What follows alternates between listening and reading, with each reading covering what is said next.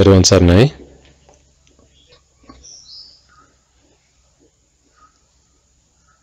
Welcome to all our listeners who are gathered here and who are looking forward to another sermon through the Dharmayai Obai English Sermons program. As we do regularly, we gather on a Sunday and we come together to reflect on the Lord Buddha's Dhamma, to learn his Dhamma, to practice his Dhamma, in the hope that we may be able to understand more about ourselves more than anything else, understand about how we live in this world, what is our purpose, and ultimately the ultimate realities of this world, of our lives and our existence. And having done so, what it is that we need to do, what is it that we need to work on in order to find ultimate happiness. So, before we commence, as we normally do, let us seek homage of the Lord Buddha. Let us seek his refuge, always reflecting on the fact that it is because of him that we have this Dhamma today. It is because of his infinite compassion, his infinite wisdom, his infinite virtue that we have the Dhamma to listen to practice, and to help us attain Nibbana. Namo tassa bhagavato arahato samma sambuddhassa. Namo tassa bhagavato arahato samma sambuddhassa. Namo tassa bhagavato arahato samma sambuddhassa.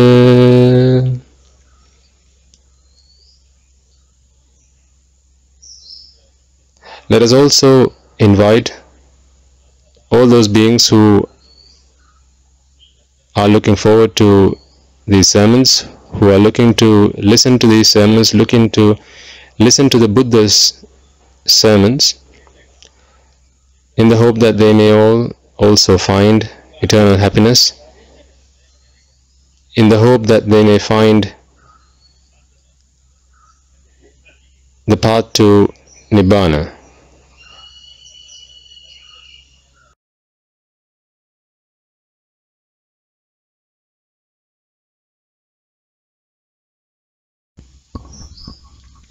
So let us invite all the devas, the brahmas, demons and spirits, as well as the dead, those beings who would have been our relations in the past, those beings who we would have come across in samsara, in our extremely long time in samsara, anyone who might have been a father, a mother, a brother or a sister, a teacher, an uncle, an aunt, a cousin, anyone, literally anyone who would have helped us in some way, shape or form, whether it is by offering us a glass of water or perhaps by showing us the way when we were lost.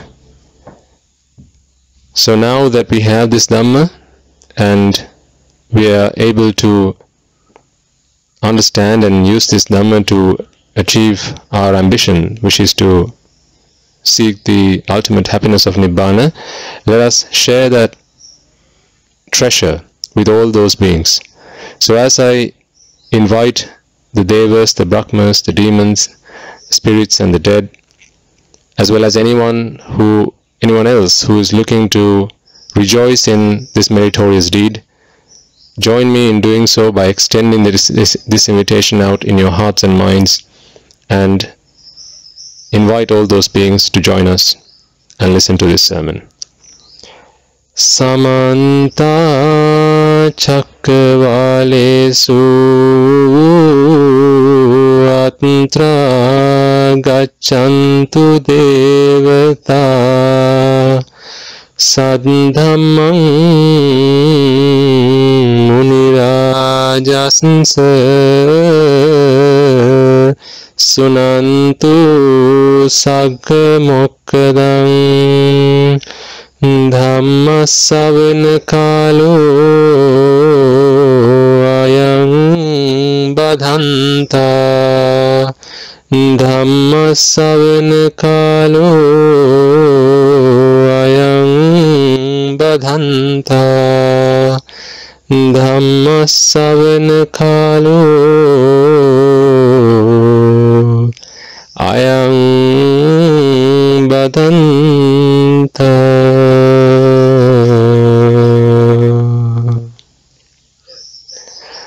And finally, before we begin, let us reflect on the fact that in our time in samsara, we have not always had the opportunity to associate with noble people, moral people. Oftentimes we will have come across ignoble people, immoral people, those beings who might not have themselves known right from wrong, and having associated with them would have influenced us to pick the wrong path and discard the good qualities that exist and the virtue that exists in this world, and the good qualities that are taught by good teachers and good people. And in not having had that opportunity, we might have insulted the noble people, slandered them, offended them, hurt them, and in having done so, committed aripovada. So today, when we try to listen to the Dhamma and we attempt to understand the Dhamma, those aripovadas, the insults towards Aryas, the noble people, the energy that we released into the universe in accordance with the doctrine of karma and vipaka, deeds and results, today block our way. They hinder us in following this path and practicing this path and understanding the Dhamma. So before we commence, let us seek their forgiveness. Let us realize that it's because of our ignorance, our delusioned view, that we held on to those beliefs. And today, as we listen to this Dhamma, we practice this Dhamma and come to our senses, really, understand that what we did then was wrong. Let us seek their forgiveness. May those Aryas, the Samma Sambuddhas, the Pacceka Buddhas, the Arahata Buddhas, the Anagamis, Sakurdagamis, Sotapannas, and any Arya who is at least on the path to one of these noble attainments, as well as any being whatsoever, whoever, in this entire universe, who we may have hurt or harmed or insulted, may they all forgive us. May they find the kindness in their hearts to forgive us and allow us this opportunity to understand the Dhamma. So take a moment to seek that forgiveness from the noble Aryas before we commence the sermon.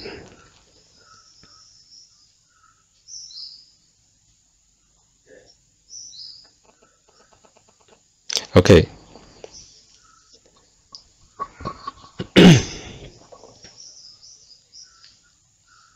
So over the past few weeks, we've been discussing a wide range of topics. Ultimately, they all do and must lead us to Nibbana. Otherwise, we will not be talking about such topics, certainly not within the Dharmayai Obai sermon programs, because that is our purpose, both as an institution as well as individually. Our purpose is to attain Nibbana. Having realized that our pursuit of happiness has been flawed, and that all this time, in not only this life but throughout samsara, we have been running after the wrong things, trying to find happiness, having seen the errors in our ways, we are now rectifying that. Having understood right from wrong, we are shedding the wrong and practicing the right. So all sermons that we conduct will always be inclined towards and will always be focused on, anchored in samsara, anchored in nibbana. And so all those sermons that we did, as well as the few that we've been doing recently, I say the reason I was mentioning this is because we have been discussing a range of different topics, because we've had a number of different audiences, and with varying levels of understanding in the audience, and our discussion changes to meet the needs of that audience, which sometimes I don't necessarily have to do deliberately. It can be as a result of a question being asked, or even perhaps through what it is that the audience needs. That's how sometimes these things work. So, but something that I always say, and something that I always encourage our listeners to think about and reflect on, is the fact that we've got to keep this simple. We shouldn't be trying to overcomplicate this effort to attain Nibbana. Life was overcomplicated. Living a lay life, living a worldly existence was complicated for us, and for most of you is still complicated. And this is why you're seeking an alternative path to happiness. Because to be quite frank, if you were entirely happy, if you were fully satisfied with life, then I doubt you will be wanting to listen to these sermons in the first place. The reason, as we've discussed many times, and I'm not necessarily going to talk about that again today, is the reason that you do virtually everything in life from the start of the day to the end of the day is to be happy. So we can't, it would be hard to think that the reason you perhaps go into a temple or a church or a mosque and listen to those sermons, practice meditation, offer flowers to the Buddha, or perhaps light an oil lamp in front of whoever religious leader that you revere. All of this is to find happiness. And if someone's looking for happiness, then we've got to come to the conclusion that they are looking for something that they don't yet have. You don't look for something if you've already got it. This is why you're always still looking for happiness. And so, if that is what we're trying to do, then let's not overcomplicate it, because what you've been doing all your life, what I did for 30 odd years, was overcomplicate the pursuit of happiness. And now it's so simple. Now I realize you don't need to run so fast, you don't need to run at 1,000,000 miles per hour. Happiness is right in front of me. I just need to stop chasing it, and I've found it. So this is why I say, let's keep it simple, let's not overcomplicate it, and let's also realize that most of the times when we do these sermons, there are listeners of all ages and from all walks of life. So this is why I sometimes try to keep these sermons general for as much as possible, so that it appeals and also is comprehensible to a wide audience. Now, we did say that this Dhamma is primarily to help us understand ourselves. Because if we understand ourselves, then it's safe to say that we are victorious. Because what we've been doing throughout life is to try to understand somebody else, to try to understand something else, something outside of us, something external, someone external. It's either an object, a person or an incident that is external to us, because we thought that's where we're going to find happiness. And so we invested valuable time that we have, the time that we are alive, in trying to understand these external things, external people and external incidents, in the hope that having understood them, we can then alter them, or perhaps change them, or at least keep them in a certain way that makes us happy. But when we realize that that is going about it entirely the wrong way, and we understand that it's actually happiness is something that we find within ourselves, then it doesn't really matter how the world outside behaves or operates. It's how we respond to it. Remember, it's never how the wind blows that determines where we get to. The wind just blows. What we need to do is set the sail right. If we set the sail right, then we can get to wherever we want to get to. So let's not blame the wind. Let's not blame the waters that we are sailing. Let's look internally, let's introspect and try and understand why is it that people are still looking for happiness when it's just there and you can just grab hold of it and be happy. Why are beings unhappy? Why are beings unsatisfied and unfulfilled? We've discussed in the past about raga, dvesha, moha, desire, aversion and delusion.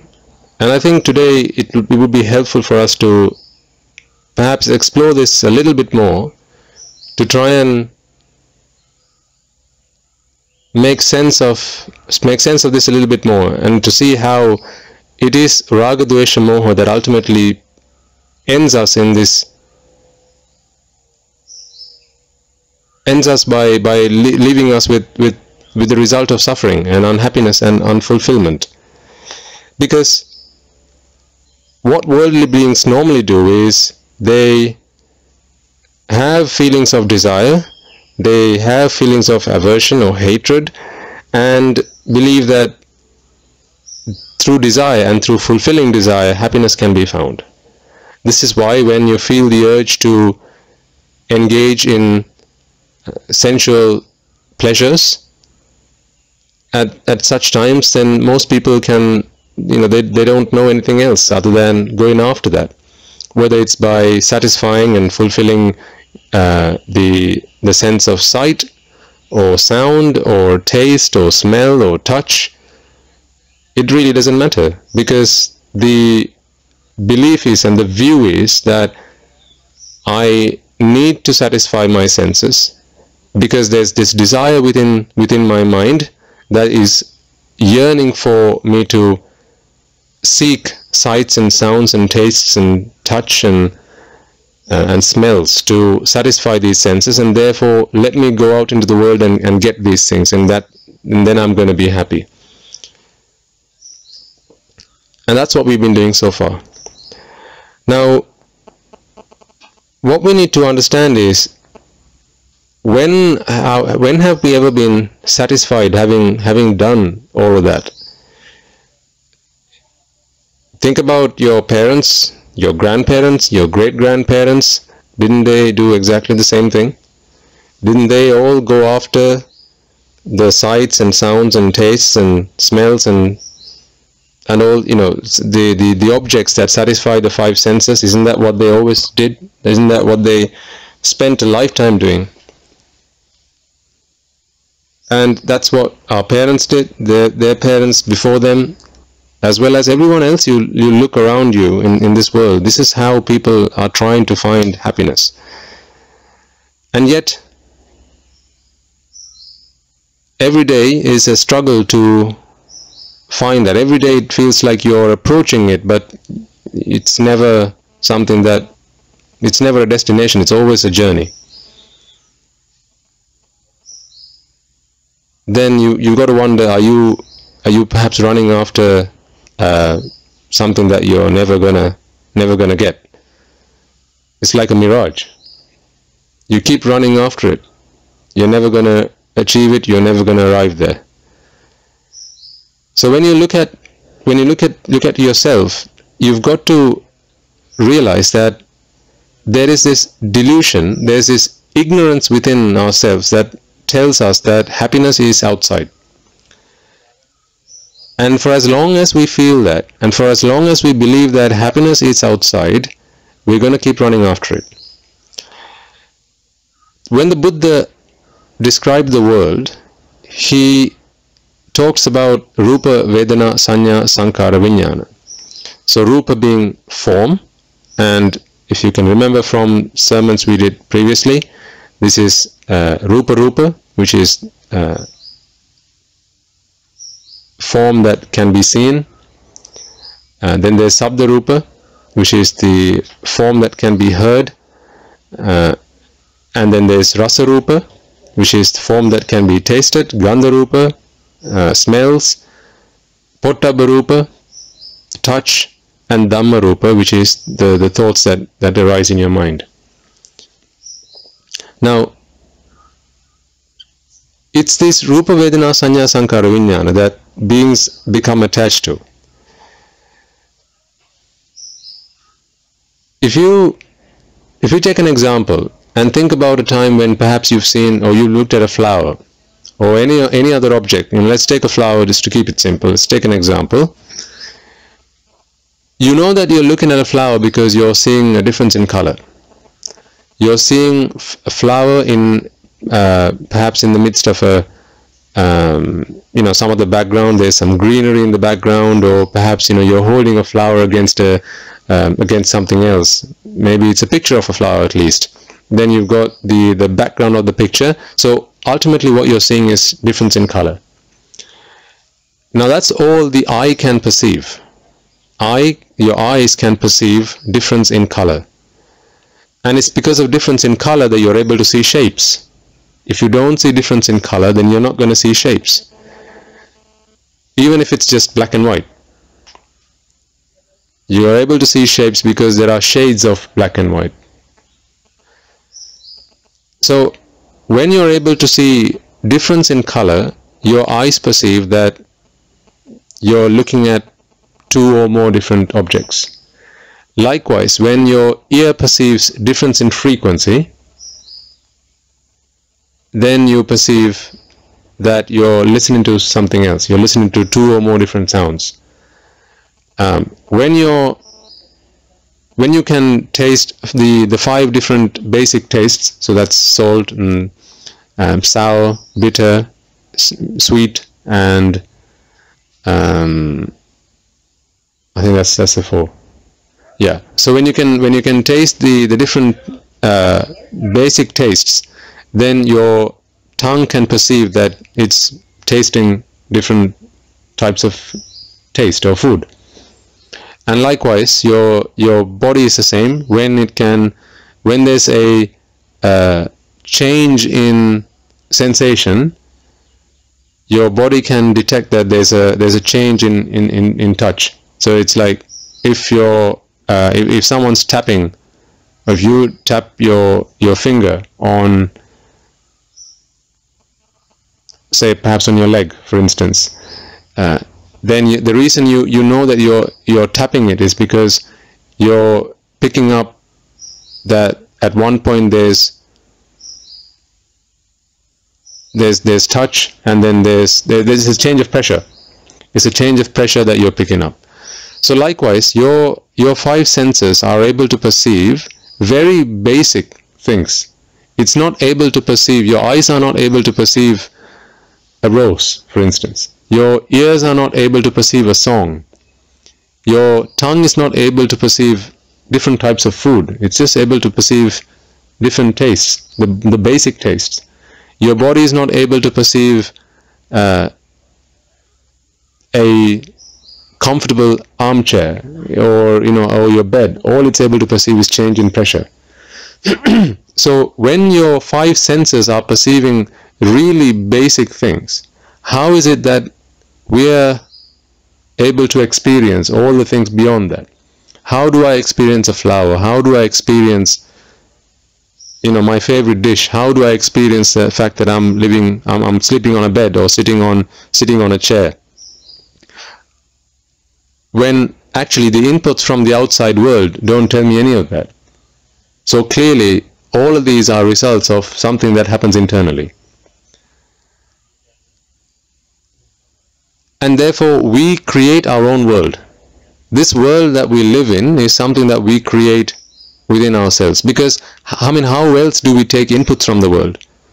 It's our five senses, and then whatever inputs we've taken from our five senses are stored in our memory, and when our mind is able to jog that memory and pick up bits and pieces that it's stored in memory, and by using these six inputs we create our world. Okay, so but the world outside, we don't experience that much. We experience very little from the outside world. The rest we create in the inside world. So we know then, really, I mean, let's be quite honest, people are not necessarily attached to one touch moment, or one sight moment, or one sound moment, or one taste moment. What people are attached to, what beings are attached to, are the rupa, or the objects that we see, the pictures that we see, the sounds that we hear. That's what people are attached to. Not necessarily the change in frequency. No one's attached to change in frequency. People are attached to music, to beautiful sounds. But what's a beautiful sound other than, change in frequency, and there's a beat to it. All of these things are not things that we can perceive through our ears. They're actually all things that we create within our own minds. Remember the other day we were talking about, if someone played a beat, and it, if it sounded something like, right, so that's a beat, but your ear is not able to pick up a beat. All your ear is picking up is change in frequency. So your ear is picking up one sound, and then a moment later it's picking up another sound, another moment later it's picking up another sound, and so on. And so what's really happening is in your minds, in our minds, our mind's really doing the hard work. It's doing this hard work of bringing them all together, tying them all up like a bundle of chopped wood, and then giving it and then putting some recognition around it. Okay, so we create our own worlds. Now, the reason that the mind exists, the reason that you and I are alive is because this mind always arises and passes away, and then arises and passes away. Now, what the Buddha has taught us is this doctrine of anicca, which is, for as long as the causes exist, then you have the result, and when the causes cease to exist, then that ceases the result. Hetupalavada. Okay, so if I asked you, who are you, what are you made of, you would say, well, this is mind and body. Your mind controls your body. Without the mind, there would be no body. And this is why when we talk about life in the formless sphere, the Arupavachara Brahmaloka, there you just have the mind, but there's no body. And what happens there is the mind exists, but the mind does not look for a body to seek sensations. What we need to understand is the mind is what is the forerunner. The mind is at the forefront of all of this. This is why the Buddha says Mano Pubbangama Dhamma, Mano Setta Manomaya, Manasache Paduttena and Manasache Pasannena, Basativa Karotiva. So in the Dhammapada way, he describes how it's the mind that is the forerunner, how it's the mind that takes precedence above all things. Why do you think you have a body? Who likes to have legs? I mean, okay, let's take it even one step further ahead. who likes to have eyes? Do we like to have eyes, or do we like to see? We like to see. Do we like to have ears, or do we like to hear? We like to hear. We have, if we were able to hear in some other way, say we had one organ that was able to do all 5 things, great. Why? Less maintenance, right? Isn't this why people try to find multifunction devices? Do all different things in one device, so it doesn't take up lots of space. It's just one thing breaks down, you just ask one guy to come and fix all of it, right? But now we have 5 different organs. 5 different organs. We have to then go to 5 different doctors, and we have to take in or ingest all types of different nutrients, because I need vitamin A so I can have good eyesight. I need a different vitamin so I can have good hearing, and a different vitamin helps me to smell better. So it's all this maintenance that I have to do because I have this body, right? But the reason we have this body is because the mind wants to experience the world. The mind wants to know more, it wants to feel more, it wants to recognize his world, because that is how the mind continues to exist. The mind is nothing but Rupa, Vedana, Sanya, Sankara, Vijnana. Okay, it's one instance of all 5 of these things. Remember when we talked about Paticcasamuppada, we discussed about how avidya pacca sankara, sankara pacca vijnana, and how these thoughts come into being. And also, even if it's kusala mula pacca, then kusala mula pacca sankara, sankara pacca vijnana. Okay, so whether you're doing a good thing or a bad thing, a wholesome deed or an unwholesome deed, or perhaps you're doing a noble deed, which is to attain nibbana, you still need to generate thoughts, and the generation of thoughts is a result of sankara. And sankara will, which is the formation. So that is all the chaitasikas coming together, the mental factors coming together to produce a result that is a chitta, a thought moment. Okay, so the generation of a thought is the result of a process, of a particular action. And when you have a thought, what happens at that moment is, we talked about seeing things and hearing things. Let's go back to that example of seeing a flower. When you're looking at a flower, all your eyes are doing is taking in reflected light, whether that's from the sun or from a torch that you're holding in your hand, or whatever the source is. It's taking reflected light from that object and then bringing it in through your retina, through your pupils onto your retina, and then from your retina it's sending those signals to your brain.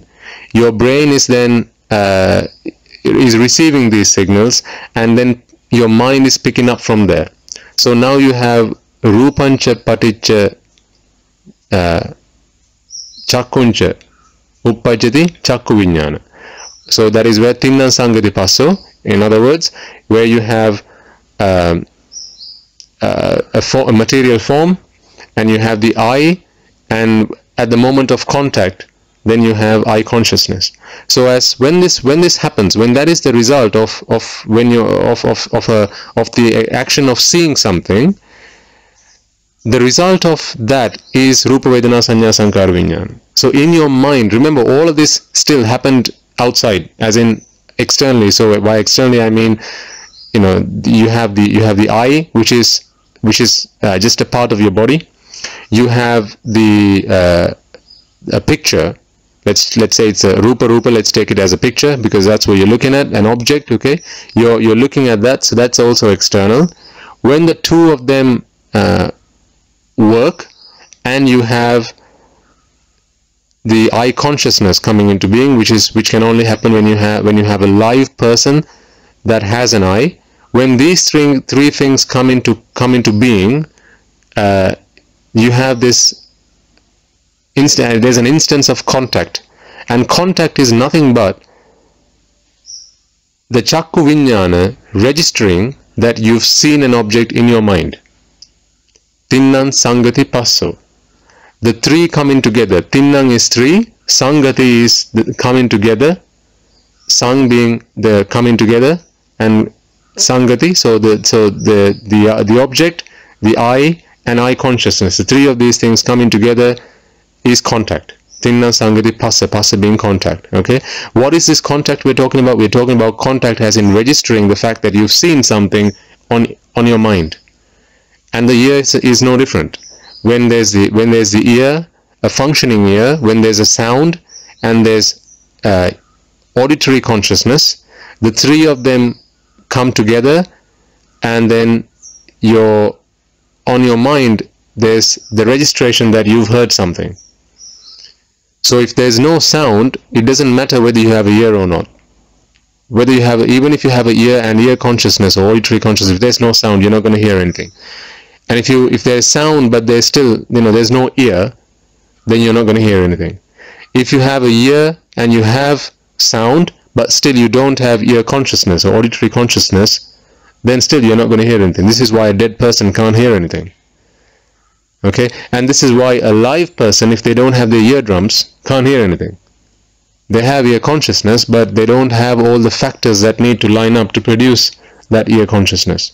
Okay, and then if you're in a vacuum, then you still have ear consciousness, you have the ear, but you don't have sound. So what we should understand from that is, it's the coming together of these three things, these three factors that produce this contact, and that contact is registering ear consciousness, eye consciousness, olfactory consciousness, which is the consciousness to associate with smell, and taste consciousness, and tactile consciousness or bodily consciousness. It's registering that something's happened in the outside world onto your mind. So what your mind does at that point is, it wants nothing other than Rupa Vedana Sanya Sankara Vijnana. Your mind's not interested in sound. It's not interested in looking at pictures or sights. It's not interested in tastes. It's not interested in physical contact. What it's interested in is Rupa Vedana Sanya Sankara Vijnana. As long as it gets Rupa Vedana Sanya Sankara Vijnana, it's happy. Right? So it's a bit like if two parents have a kid at home, he doesn't care where he gets his sweets from. If the dad brings sweets every day, when he gets back from work, the kid doesn't care what the dad does for a living. He doesn't care whether he steals it or he earns it rightfully, or whether he's just picked it up on his way home from the or because he's seen someone dropped it on the street. It doesn't matter, as long as he gets what he wants. It doesn't matter where it comes from, how it comes. So this is why the mind, all the mind's interested in is Rupa Vedana Sanya Sankara Vijnana. Okay. Now there is Rupa Rupa, Shabda Rupa, Gandha Rupa, Rasa Rupa, Poddhabha Rupa, but the reason that you have a body which has these 5 organs is because the mind is able to get Rupa Rupa, Shabda Rupa, Gandha Rupa, Rasa Rupa, Poddhabha Rupa when you have a body. Now, it's because you have this body that today you have to you're having to maintain your body. You're having to feed your body. You're having to take it to the toilet, put it to bed, right? Dress it up, take medicines. None of these things which you enjoy doing, but you have to do it, and wash it. Think about all the things you do from start of the day to end to finishing the day.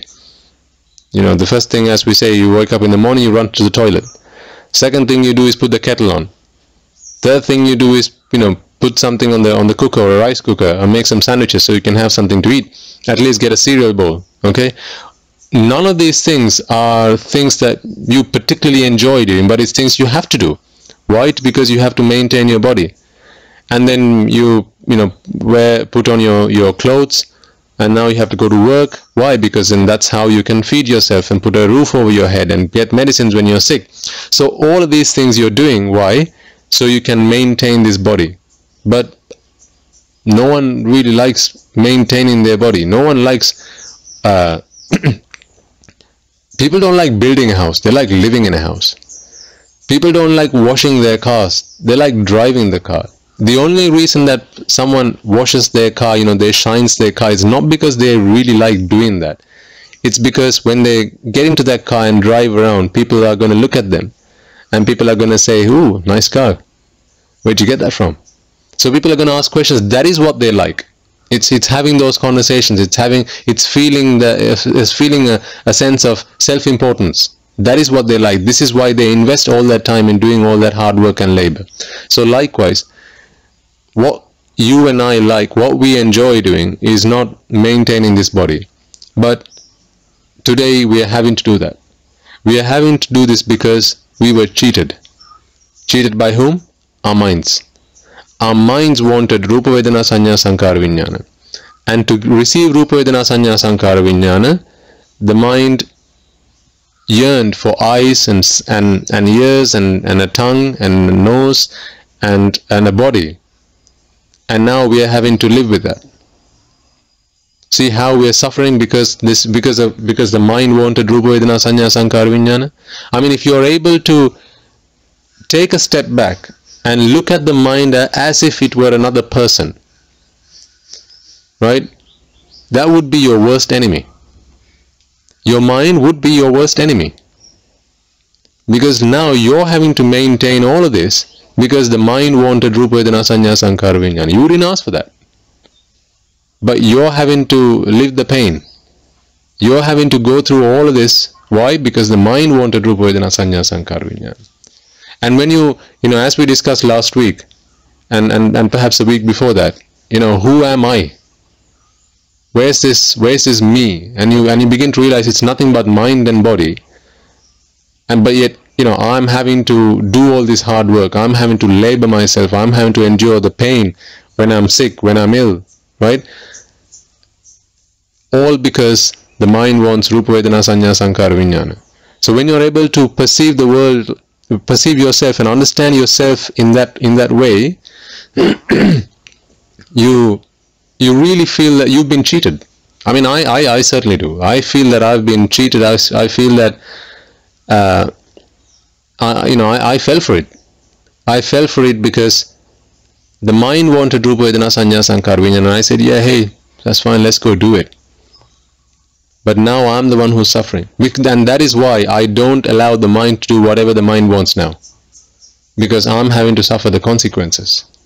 Now I practice the Buddha Dhamma, and I realize that by living, by allowing the mind to go after any kinds of rupa it wants, any kinds of Vedana, Sanya, Sankara, Vijnana, through eyes and ears and sounds and smell and contact. What if I continue to do that? What I'm doing again is saying, hey, that's okay, let's go get another body. And so what's going to happen to me in my next birth? Again, be born with all of these, with this body. Because the eyes can't sustain itself. It needs a heart, it needs lungs, it needs kidneys, right? It needs a body that has to go to the toilet. All of this pain that I have to endure. Why? Because the mind wanted Rupa Vedana Sanya Sankara Vijnana. I really feel that I've been deceived. I've been cheated. Okay? Now, so a thought is nothing but one instance of Rupa Vedana Sanya Sankara Vijnana. And when there are the conditions that, when the conditions are right, the Rupa Vedana Sanya Sankara Vijnana arise, and when the conditions cease, then Rupa Vedana Sanya Sankara Vijnana cease to exist. And the next thought is nothing again but Rupa Vedana Sanya Sankara Vijnana.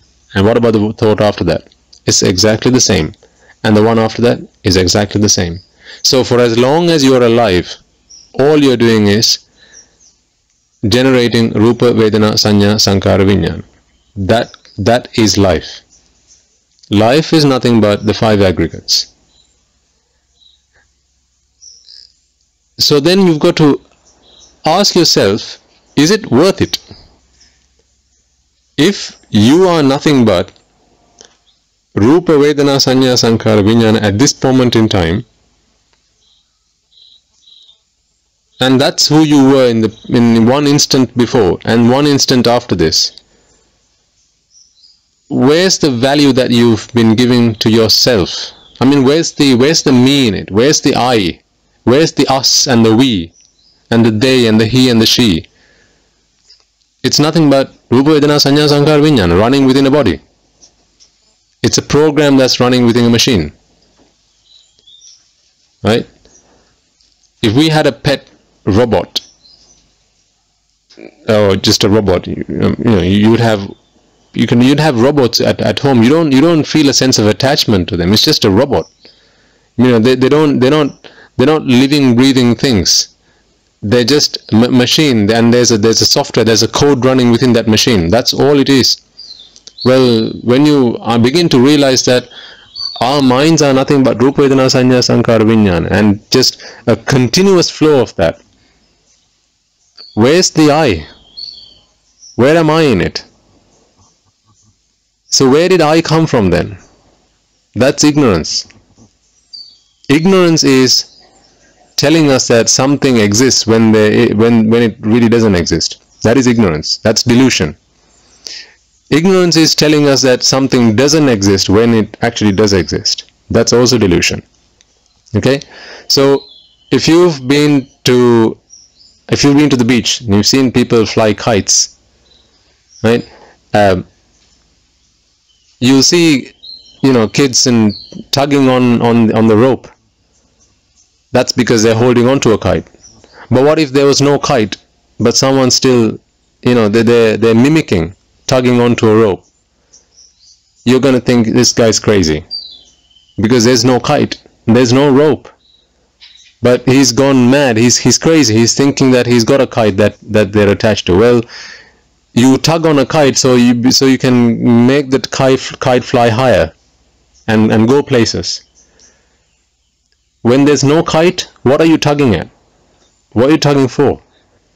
So when you begin to understand that there is no me, there is no I, but Rupa Vedana Sanya Sankhara Vijnana, then what are you tugging at? What are you trying to make whatever go higher? What are you trying to make things, who are you trying to take places? Up until now, up until the point where you begin to actually see the world correctly, see the world as it is, understand yourself as you are, this I is something that is going to materialize, because that is the result of ignorance. For as long as ignorance exists, you are going to have a delusional view of the world, and this delusion gives you this view, this wrong view that there's an I. And for as long as you take it that there is an I, you now need to preserve this I. By I don't mean the I that's on your face. I'm talking about I as in the letter I, and yourself. Okay, me. Okay. For as long as ignorance tells me that there's a me, I want to preserve myself. I want to take myself places, make myself better than the other person, the other me, somebody else. Okay, but when you realize that there is no me, it's just Rupa Vedana Sanya Sankhara Vijnana, because that is what actually exists. Now, if you really begin to understand that, what you're going to find is, well, you're going to start asking yourself some tough questions. What is the point of me having done all of that up until now?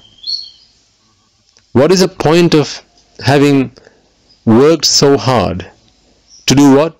To get more Rupa Vedana Sanya Sankhara Vijnana. Well, isn't that what you're doing right now? You're getting Rupa Vedana Sanya Sankhara Vijnana without having to do anything. From the moment a kid takes its first breath, or from the moment the kid's able to feel sensations, a baby is able to feel sensation, or within an embryo. Sorry, not an embryo, but when the baby is inside the mother's womb, and it's able to sense, touch, or perhaps maybe hear sounds. Okay, it's taking Rupa Vedana Sanya Sankhara Vijnana. So what's the rush to come out into the world? Why? Because what are you going to be doing any different? It's the same thing. Okay, so now you're a child, you're born into this world. What's the rush to go to school? Now, by the way, I'm not advising people not to go to school. Okay, if you're living in this world, you have to go to school. But I want you guys to think about this intelligently. look at yourselves and see what it is you're doing from the day you came into this world. What is the rush to go and do a job? What is the rush to go and watch a movie? Okay. Let's leave do a job and going to school to a side. What's the rush to go and watch a movie? What are you doing right now? All you're doing right now is taking in Rupa Vedana Sanya Sankara Vijnana. So what are you doing when you're watching a movie? You're doing this exactly the same thing. What about you when you go on a holiday? What's the rush? Why? I mean, why bother? Not what's the rush? Why bother? When you're doing exactly the same thing right now, at this moment in time, your mind's taking in new Rupa, Vedana, Sanya, Sankara, Vijnana. You can do that just by sitting in one place doing nothing. Close your eyes. What are you doing? Taking in Rupa, Vedana, Sanya, Sankara, Vijnana. Open your eyes. What are you doing? Taking in Rupa, Vedana, Sanya, Sankara, Vijnana. Lift your arms up. What are you doing? Taking in Rupa, Vedana, Sanya, Sankara, Vijnana. Touch something. What are you doing? Taking in Rupa, Vedana, Sanya, Sankara, Vijnana. Listen to a song. What are you doing? Same thing. Taste some food. What are you doing? Same thing. Smell something. What are you doing? Same thing. Well, that's what you were doing when you had your eyes closed in the first place. But to take more of the same thing, you exerted yourself. You exhausted yourself. You did you wanted to do more and more and more, and you worked really hard. You stressed yourself out. You strained your body. Why? To get Rupa, Vedana, Sanya, Sankara, but you're doing that right now already, without having to do anything. You see, all the mind wants to do is live. The mind wants to live one more moment, and another moment, and another moment. One moment of existence is nothing but what? Rupa, Vedana, Sanya, Sankara, Vijnana. So now, if people look at someone that's ordained, if people look at a monk and go, hey, you're wasting your life, well then, and they say, we are living a really happy life. We are going places, we are seeing things, we are talking with people, we are tasting nice foods, we're going out and playing and all these things. Then the question I've got to ask them is, well, I'm doing exactly what you're doing, but without working as hard as you are. Do people like working hard? If you could get the same thing, why does someone pay somebody to come and do their chores at home? Because they want to get the job done, but they don't want to work for it, right? If you have say a cleaner, a maid that comes to your home and does the work, why are you paying them to do it? Because you don't want to do it. You also just want to sit on your sofa, put your arms and feet up and watch TV, and you pay someone to come and do the hard work. Because all you want is Rupa, Vedana, Sanya, Sankara, Vijnana. Well, I'm doing the same thing. I'm not working so hard, and I'm getting Rupa, Vedana, Sanya, Sankara, Vijnana. So this is, I think, when you begin to reflect on yourself, when you begin to understand that this is actually what's happening in your mind. Because if it's not Rupa, Vedana, Sanya, Sankara, Vijnana, well then tell me, what is it that you're doing? If who are you but someone that's looking at something right now? Who are you if you're not someone that's not listening to something right now? Who are you if you're not someone that's tasting something right now? Who are you if you're not someone that's smelling something right now? Who are you if you're not someone that's feeling something right now? I'm talking about bodily sensations. And who are you if not someone that's thinking about something right now? It's the six of those things that happen. I wouldn't say at random, but they happen from time to time. At one point you're looking at something, the next time you're thinking about something, the next time you're tasting something, the next time you're smelling something. Every moment you're doing one of these things. Okay, let's not go into thought moments. Think about every second. If that's the smallest unit of time that you can comprehend, every second you're either looking at something, you're smelling something, you're tasting something, you're thinking something, or you're feeling something. It's one of these things. It doesn't matter what you're doing, whether you're studying, right? You're going to you're commuting, you're going to school, you're sat at school listening to a lecture, or you're going out with your girlfriend, you're watching a movie, you're eating your favorite dish. Okay, no matter what you're doing, you're just sitting on your backside. What are you doing? You're either looking at something, you're hearing something, you're smelling something, you're tasting something, or you're feeling something. If not, you're thinking about something. It's one of these 6 things. And by doing one of these 6 things, all you're doing is taking in what? Rupa, Vedana, Sanya, Sankara, Vijnana. So why do more of those 6 things to get the same result? Why did man create machines? Why did we create levers? To do less work and get more output. But what is man doing to himself? He's doing more things to get the same result. Why work so hard when you can get the same things by doing so little? This is what I said. You see a meditating monk. He's doing exactly what you're doing. There's a monk who's meditating, sat down say he sat down in the lotus posture and is meditating.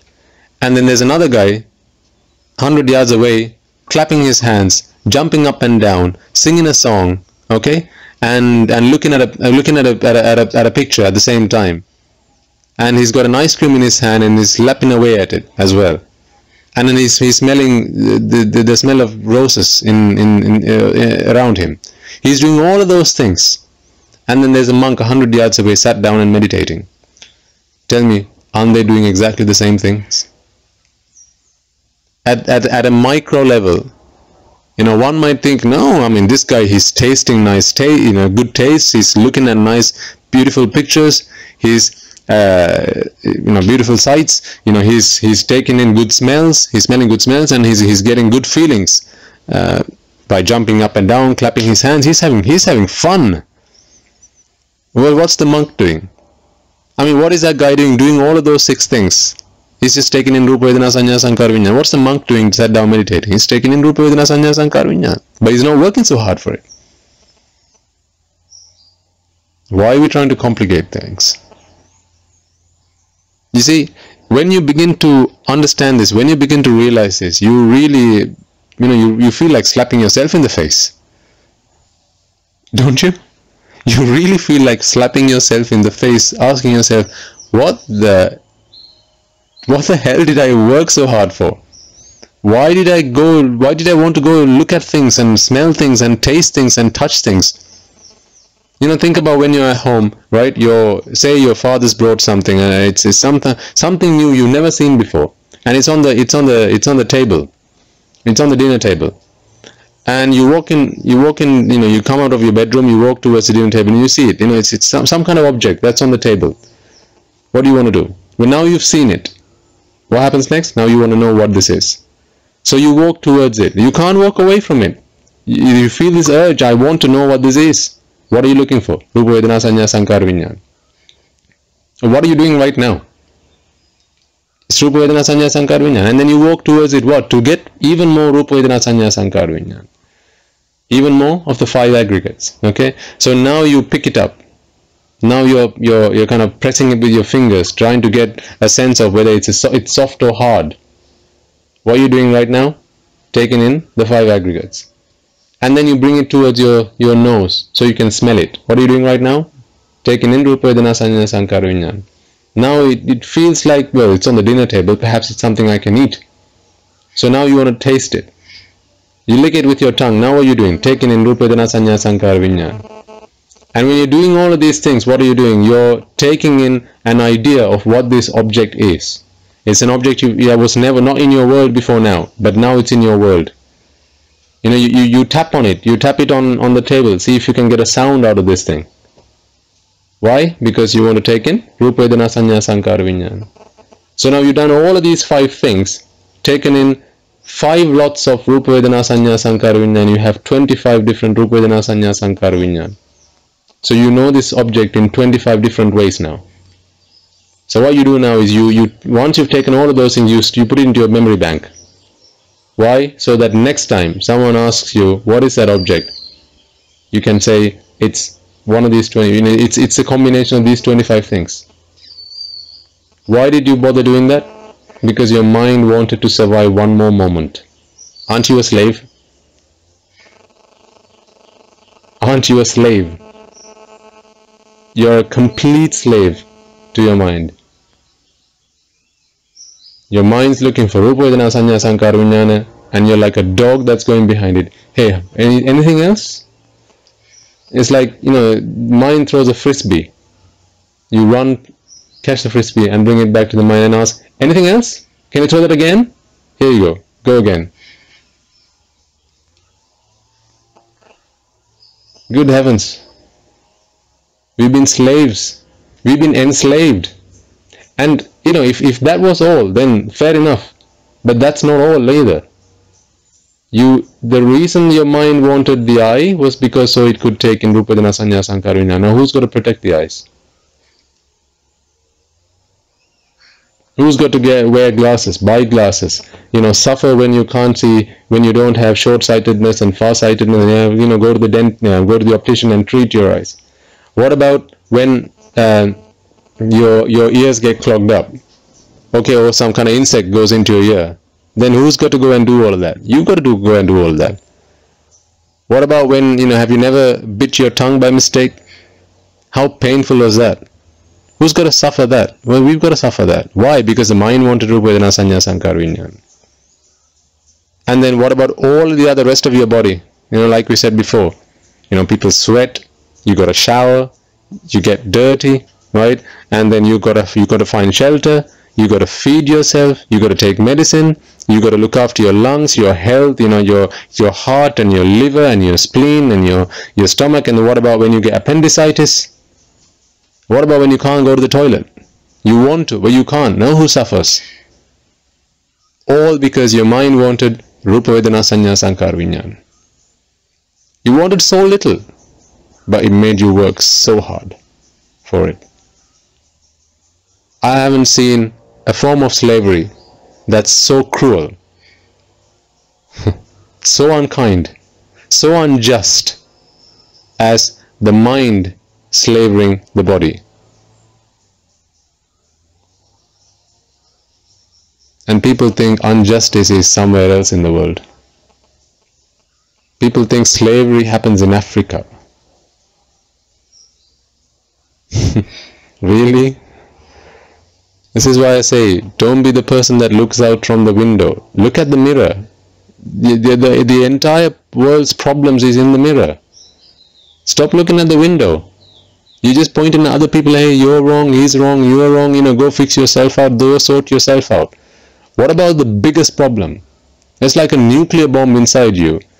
And you're looking outside and saying, hey, why are you playing with gunpowder? There's a nuclear bomb inside you. Why are you playing with crackers?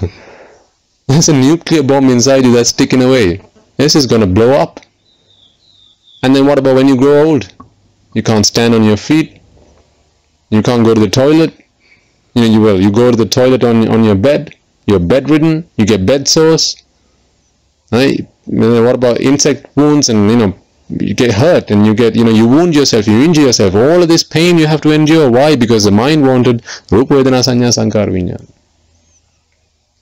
I haven't seen one form of slavery that's more cruel than this. This is the most cruel form of slavery. The most inhumane form of slavery. And we thought medieval forms of punishment was bad. We thought medieval forms of punishment was cruel. Remember how we were looking at the Spanish donkey? If you're listening to this, you can Google Spanish donkey, and these are examples of how people were punished in the medieval times. And we used to watch these things and go, good heavens, how could one man do this to another person? Well, what about what your mind's doing to you? So if we realize that this is what's happening, if we realize that we are being cheated, and this is the worst kind of cheating there is, worst kind of deception there is, right? Is it any? I mean, it makes no sense to me why someone doesn't want to attain Nibbana.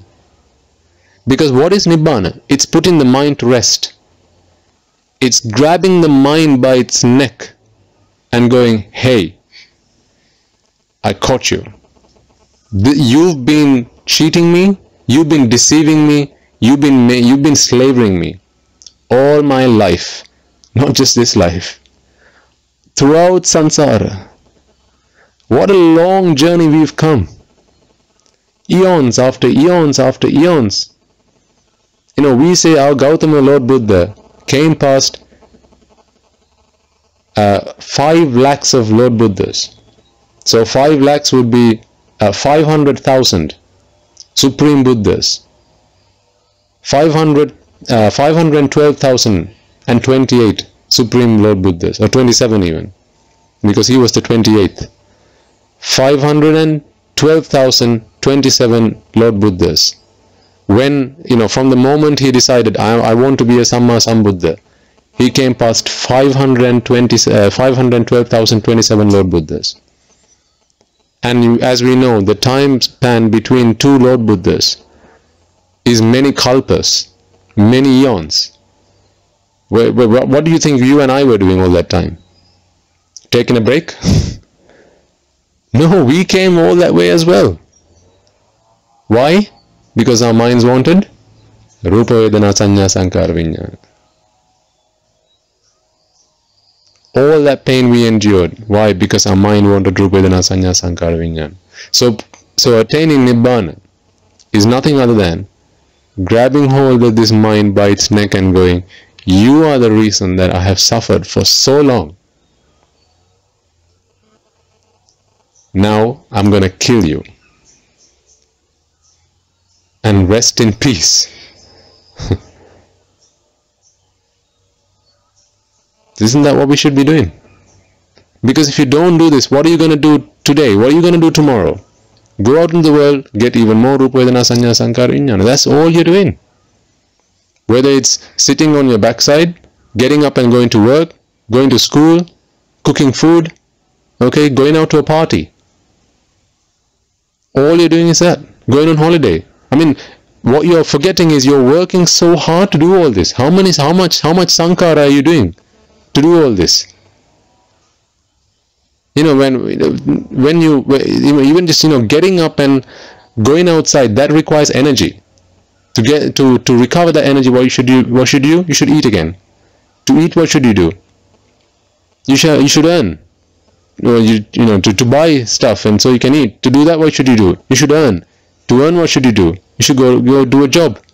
To go do a job, what should you do? You should study. You should work. You should go to school. So this game that we are playing is one that you can never win. You're constant. As long as you're going after it, you're never going to win this game. But this is what people do. Also, your mind can get Rupa Vedana Sanya Sankara Vijnana. So tell me, is there any other happiness other than putting this mind to rest? Why do we think that Rahatan Vahanse goes into Nirodha Samapatti? To stop the mind from to stop the mind from taking in Rupa Vedana Sanya Sankara Vijnana. Because, for as long as the mind wants to do Rupa Vedana Sanya Sankara Vijnana, to take in Rupa Vedana Sanya Sankara Vijnana, the mind needs this body. At least the mind. So it can go back into its memory banks and keeps pulling stuff. So it's like, for as long as your computer is running, it needs to be powered up. So, right? So it needs various kinds of input. So your mind needs your eyes, it needs your ears, it needs your tongue, it needs your body, it needs your nose, right? At least it needs your mind to do these things. So it needs to function. So the only reason you are functioning, the only reason you are alive really is because your mind wants Rupa Vedana Sanya Sankara Vijnana. Not because you want to be alive. And so what a Rahatan Vahanse does is, he puts his mind to rest. When he goes into Nirodha Samapatti, then the mind stops taking in Rupa Vedana Sanya Sankara Vijnana for the duration that he is in Nirodha Samapatti. When he comes out of Nirodha Samapatti again, which is a maximum of 7 days, then again the mind goes back into operation. Rupa Vedana Sanya Sankara Vijnana. What a painful, meaningless, futile existence. What is the point of living really? That's all we're doing. Rupa Vedana Sanya Sankara Vijnana. And even that rupa is you see, if it was worthwhile, then fair enough. But this rupa, as we said, your eye can only see one tiny bit of information at one point. Your ear can only pick up one tiny bit of information at one point. It's your mind that makes songs up. It's not, there are no songs out there. There are no pictures out there. Think about if you're looking at a photo of when you last went on holiday, right? The last photo you took, pick it up and look at it. If you're looking on a smartphone or a computer or a smart device, expand it, zoom in, and then you start seeing dots. Green dots and red dots and black dots and blue dots and yellow dots and so on. That is all one mind is seeing, one thought is seeing at one time. That's all it is looking at. When it sees one dot, what does your mind try to do? It tries to recognize this. It goes into its memory banks. What is this? Don't know. It's just a color. It's just a color red. Okay, let's look at another dot. Why? Because the mind wants to know. Mind wants to take rupa vedana sanya sankara vinyana. It needs to get this sanya. What is sanya? Recognition. It wants to recognize this object. Just like when you walked into your living room and you walked up to the dinner table. What is that thing? So likewise, when you're seeing dots of color, your mind wants to recognize these things. So every time it takes in one dot of information, it goes around. What is this? Don't know. Let's take another dot in. Takes another dot. What is this? Don't know. Let's go another round. Goes another round. Goes another round. It's like, imagine if you had a company, okay, and you need 10 people minimum to operate these machines that you have in the company, okay. What you do is you operate a staff service, which is a bus which runs and picks your employees up and then brings them to the office or to this company, okay, to the factory. You go at 6 o'clock in the morning, pick up 2 employees and you bring them to the factory. You need 10 to begin working. You've only got 2. No can do. So what do? You go out again at 6:30. You pick up another 3 people. You bring them into the factory and you count them again. 1, 2, 3, 4. Okay, I've got 5 now. No, I still can't I still can't fire up my machines because it needs a minimum of 10 people. You go another round. You pick up another guy. Now you got 6. You go another round. You pick up another 2 people. Now you got 8. You still can't start the factory. You go one more round. You get one more guy. That's a 9. Still can't start it. You go another round and pick up the 10th guy. Now we can start the machine up. Because we've got 10. Well, your mind does exactly the same thing. Your mind can only take one object at one given time.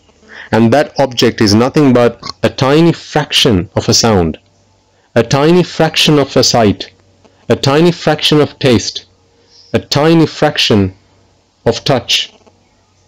What the mind does after it takes in these things, every time it goes around, like that staff service, goes around, is this enough? Do we know who this is? Do we need any more people? Yes, we still need more people. Right, let's go another round. Let's go another round. Let's go another round. It does all of this because it needs rupa vedana sanya sankara vinyana. And then at the moment it gets 10 of these things, I'm using the simile, okay?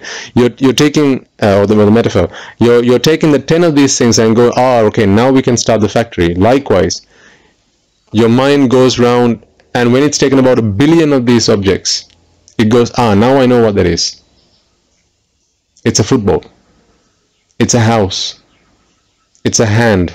It's an arm. It's a body. It's a person. It's Sam. It's Tom. It ran 1 billion, trillion, quadrillion times to get that information. All that sankara, which required energy. To do what? Just to identify and to get rupa vedana sanya sankara vinyana. Okay, now you identified it. Now what? What was the point? That's like you bringing in 10 of these guys, you start the machines up. They're not doing anything. The machines are running, taking up power. And at the end of the day, you come back, okay, what did you produce? Oh, nothing, we just switch the machines on. What are you going to do now? We're just going to switch the machines off and go home now.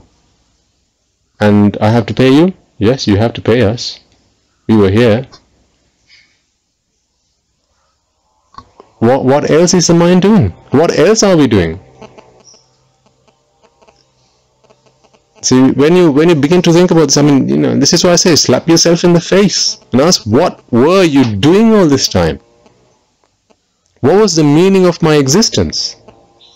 And then, and then the even worse thing is, in the search for Rupa Vedana Sanya Sankara Vijnana, people are also going to go and do the unwholesome deeds, do the bad things, commit sins, and then that takes them where? Into the hells. Now they're suffering in the hells because the mind wanted Rupa Vedana Sanya Sankara Vijnana.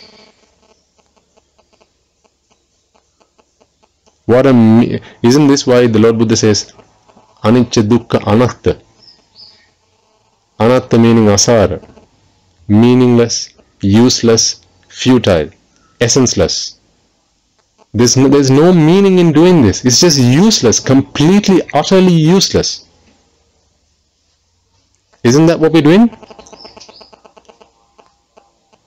Sabbe Sankara Anicchati, Sabbe Sankara Dukkhati, Sabbe Dhamma Anattati. All dhammas are anatta. Not all dhammas. All dhammas that we do to manifest me, to manifest myself, because this is what the mind's doing. You see, an arahant doesn't do this. What's the difference between an arahant and a non-arahant? An arahant realizes this is just Rupa Vedana Sanya Sankara Vijnana. There's no me here. If there's no me, then like if you had a light bulb at home, right? You use the light bulb for as long as it works. What happens when it stops going one day? You just throw it away. Do you then pick it up and keep it to a side and go, oh well, at least it gave me light all this time, so I'm going to put you to a side and then look after you? No, you don't do that. You just take it and throw it away, and then bring another light bulb, right? So an arahant is like that. An arahant takes in Rupa Vedana Sanya Sankara Vijnana just as you and I do, but he doesn't attach himself to it. When it served its purpose, that's it. Away you go. Whereas what we're doing is like, once the light bulb's burnt out, removing it and putting to a side and saying, oh, you served me for 10 years, or you served me for 10 weeks, or 10 days, 10 months, whatever. So you're a really good light bulb. Stay to a side. I'll bring another one in. Your bedroom is now full of light bulbs. Old light bulbs that serve no purpose whatsoever. Broken. They don't do a job. It's just there. That's what non-arahants are. That's how you and I are like. When an arahant understands, this is just Rupa Vedana Sanya Sankara Vijnana, what is the purpose of trying to sustain this? Why call it me? It's just a light bulb that is now time to throw away. Whereas what we do is, because we saw that light bulb and we thought, that gave us light, now I attach myself to it and go, this is mine. This is me. So I need to sustain this. I need to preserve this. Where did that come from? Ignorance. Difference between an arahant and a non-arahant is ignorance. And through ignorance comes attachment. Ignorance is the wanting to preserve and sustain me. And as soon as you come into that delusional view, you are now attaching yourself to Rupa Vedana Sanya Sankara Vijnana. You're attached to that. Why? Because that's what helps you preserve me. The me that does not exist. It's like the guy on the beach. He doesn't want to let go of this rope. There's no rope in his hands, but you walk up to him and go, hey, let me offer you this ice cream. And he goes, what? No, I can't. I'll come back later because I'm holding on to this rope, which has got a kite attached to it. What if there's no kite? What if there's no rope? And you go, you're not taking this ice cream because you're holding on to a rope that does not exist? This is why people say, I don't want to attain Nibbana. Something so delicious as Nibbana. I don't want to let go. I don't want to stop doing things. Why? Then who's going to hold on to my rope? Who's going to hold on to my kite? What's going to happen to my kite? A kite that doesn't exist. A me that does not exist. We are trying to preserve. And in doing so, we are saying, no. I don't want to let go of me. Who's going to hold on to I don't want to let go of that, because who's going to hold on to me then? But there's no me. There isn't a more severe kind of delusion than that. Really, we should all be in a mental asylum. That's the reality. We should all be in a mental asylum. Because we're all mad. Anyone that's not an arahant is mad, is crazy. Because we are holding on to something that does not exist. It exists in the sense that it's the result of a cause, and that cause is ignorance. But ignorance never served us anything. It only took us from harm to even more harm. All that happened to us was we fell from the coal to the fire, or from the pan to the fire. Right? That's all that ignorance did for us. But for as long as ignorance exists, we continue to see this me. I exist, me exists, when ultimately it's just Rupa Vedana Sanya Sankara Vijnana. Does that make sense? Okay. So, if that is what is actually going on, I mean, that is reality. So we create this delusional world, we create this fantasy land in our minds. This is completely a mirage. It's a mirage. This does not exist. We create it, just like one could say, well, you're saying a mirage does not exist, but I can see it. Well, of course you can see it, because the sun's hot and the ground's heated up. And so, there's going to be airwaves, or there's going to be air, right? There's going to be airwaves. Yeah, that's what it is. Airwaves that rise from the ground upwards. Okay, and that is what you see as a mirage. But there is no mirage for real. There's no water there. But this is what animals run towards, right? And then they die in the process of doing that. What do you think is happening to you and me?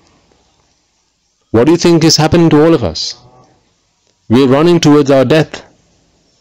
This running is completely exhausting us. We're running to do what? To preserve who? Me. The me that really doesn't exist. All that we are seeing, although we're thinking there's a me here, it's nothing but Rupa Vedana Sanya Sankara Vijnana. From the moment we started this sermon, what have I been doing?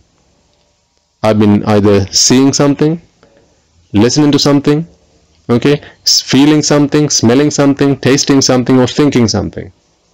That's what I've been doing. What have you guys been doing? Exactly the same thing. So you and I, all we've been doing is generating Rupa Vedana Sanya Sankara Vijnana. Rupa Vedana Sanya Sankara Vijnana within our own minds. We've been using the outside world to help us do that. The things that help us do that, we say are mine. That's why your ear is my ear, from your perspective.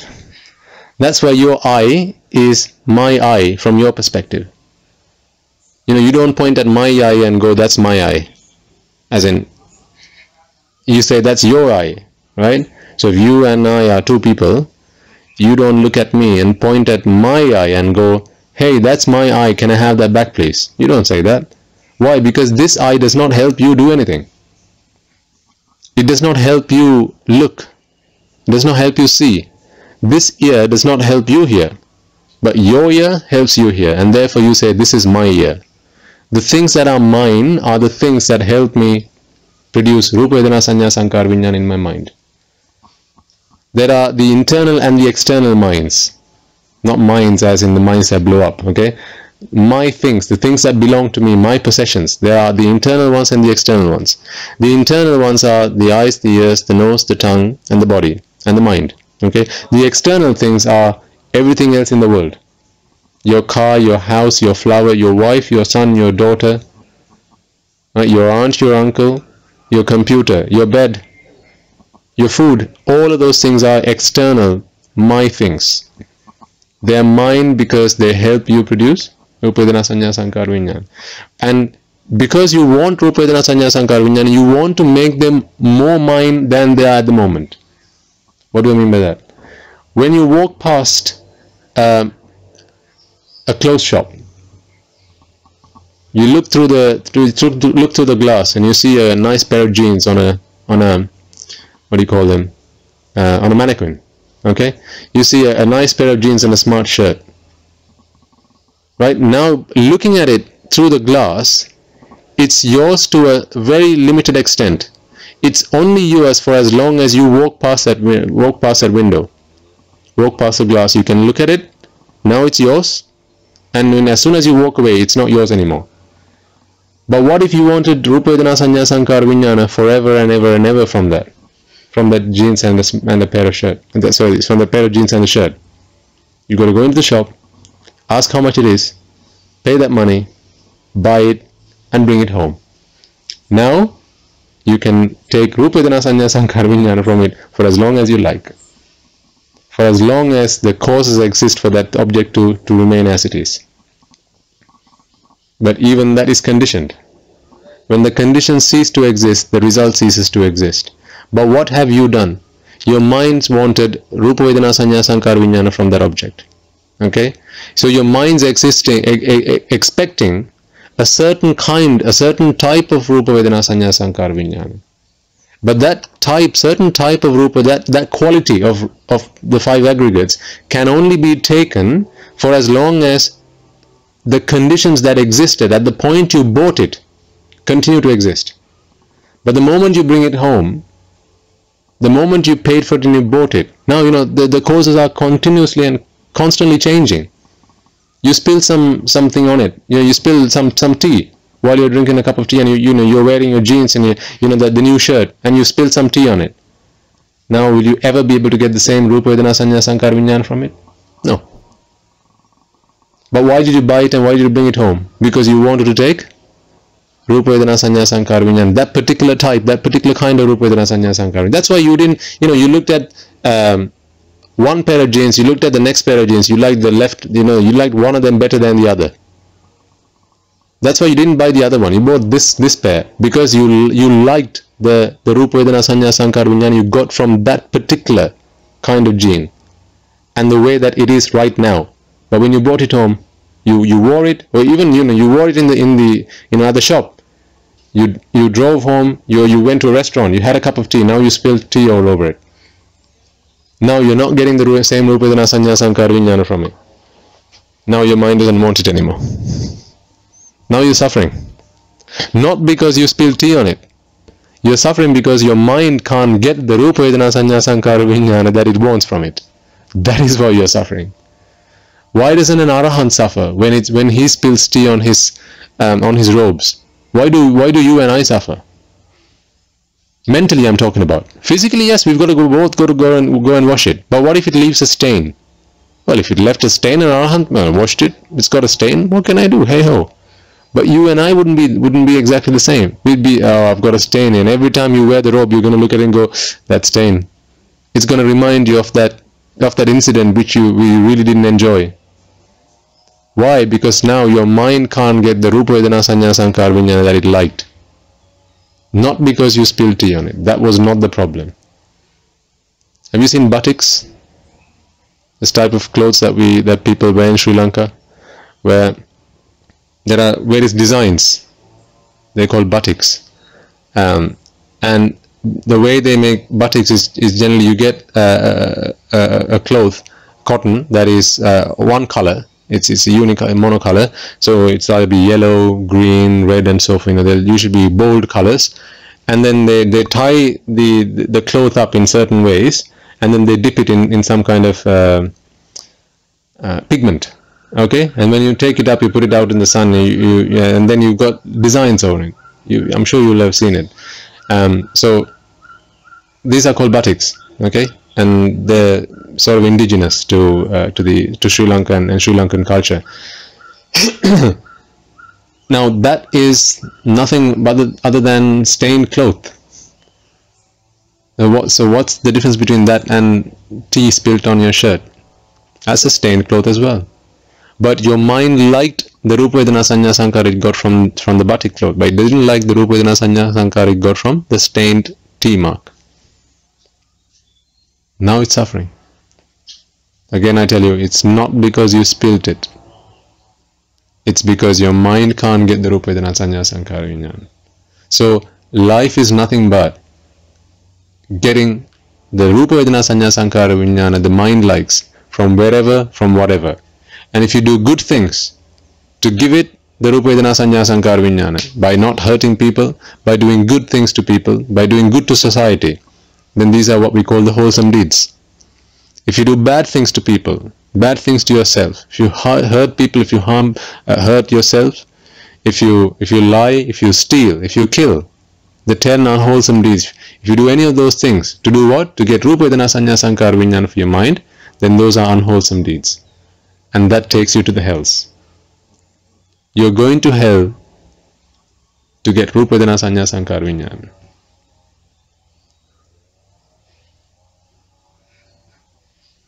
What's the point?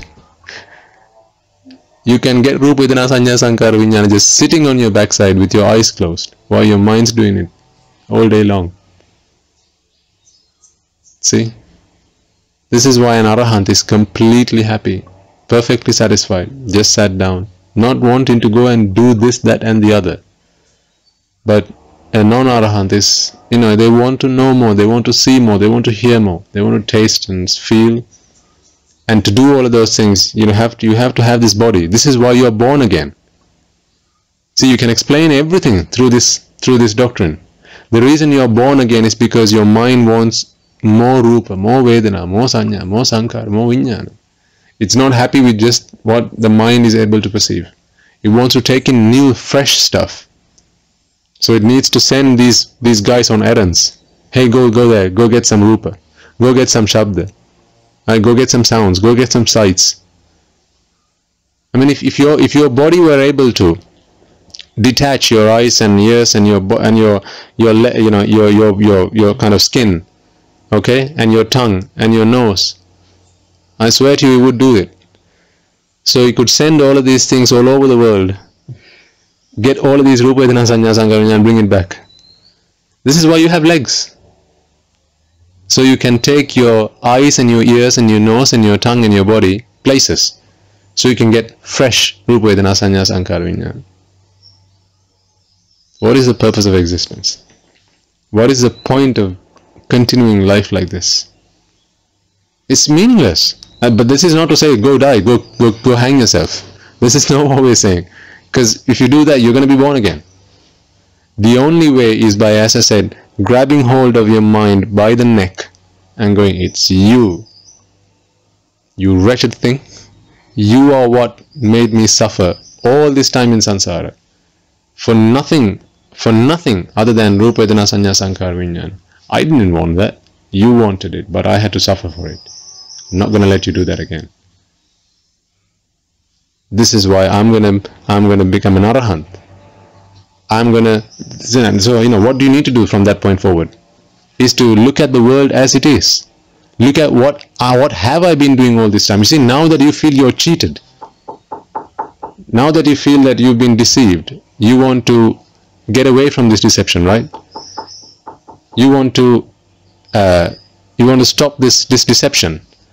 You want to stop this foolery, this tomfoolery, and get away from it. And therefore you need to find, how do I do this? The reason that the mind is clinging on to the 5 aggregates is because it sees value in these things. There's value in Rupa, there's value in Vedana, Sanya, Sankara and Vijnana. This is why, remember, your mind doesn't run to the last time you went to the toilet and flushed it, because it doesn't see value in it. The mind's only going to attach itself to the things that it sees value in.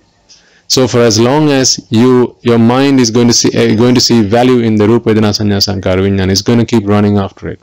So the only way that you can stop your mind from doing that is by realizing that actually there is absolutely no value in these things. The only purpose that these things have served is kept you going through in samsara, brought you immense pain and suffering. And when you realize this is what's been happening, you stop going after these things. Things that bring you pain. I mean, are you attached to mosquitoes? Are you? Cockroaches? No. Why? Because they're not things you like. This is why when a mosquito comes and comes flying around you, you run away. But the things you like, you like to associate with. If it were a butterfly, different story. You know, you're quite happy for a butterfly to come and land on you.